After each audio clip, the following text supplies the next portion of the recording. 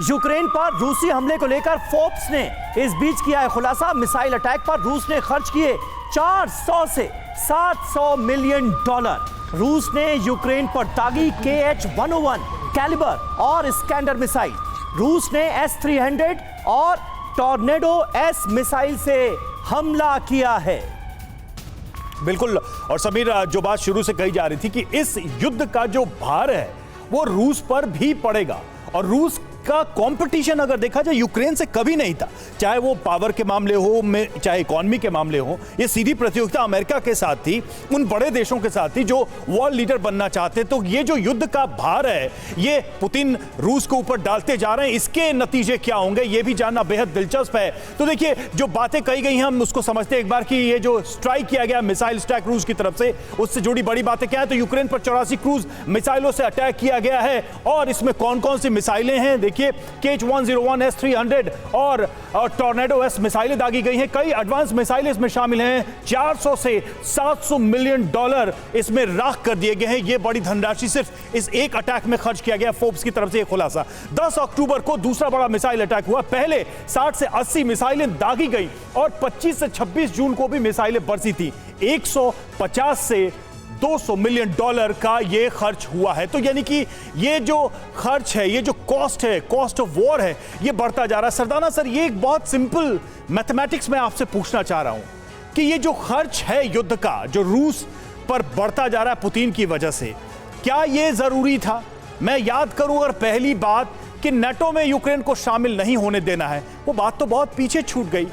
ये खर्च क्या रूस वहन करेगा, और दुनिया में जो रेस है सुपर पावर बनने की, क्या उसको भी कंटिन्यू कर पाएगा? देखिए, रशिया एक सुपर पावर है, इसमें कोई संदेह नहीं है। और दूसरी बात जो आपने कहा कि रशिया पे ये हथियारों का खर्च आ रहा है, उसकी इकोनॉमी में फर्क पड़ेगा, ये बिल्कुल ही गलत बात है। जो फर्क पड़ेगा वो पड़ रहा है यूक्रेन पे। जो यूक्रेन का अपना पैसा तो है ही नहीं ना। रशिया पे कोई फर्क नहीं पड़ रहा। यूक्रेन का तो अपना पैसा है नहीं। रशिया तो आर्म्स बनाता है, पूरे आधे विश्व को कहते हैं आर्म्स सप्लाई करता है। रशिया के लिए तो एक होम ग्रोन इंडस्ट्री है डिफेंस। इंडिया 85% रशिया पे निर्भर है। तो रशिया को ये हथियार कोई फर्क नहीं पड़ेगा उसकी इकोनॉमी में। आप ये कह रहे हैं कमांडर सरदाना कि रशिया पर कोई फर्क नहीं पड़ेगा। जल्दी से मॉस्को लिए चलेंगे। मनीष झा वहां से हमारे साथ मौजूद हैं। मनीष, क्या वाकई रशिया पर कोई फर्क नहीं पड़ रहा है? क्योंकि तब मिरर के हवाले से यह खबर भी सामने आई कि तख्ता पलट की तैयारी हो रही है, और इसके चलते पुतिन अब उन सैनिकों को भी गिरफ्तार करने का फैसला दे चुके हैं जिनके बारे में शक था कि वो कहीं रिवोल्ट ना कर दें। मॉस्को से इसे लेकर कोई अपडेट है?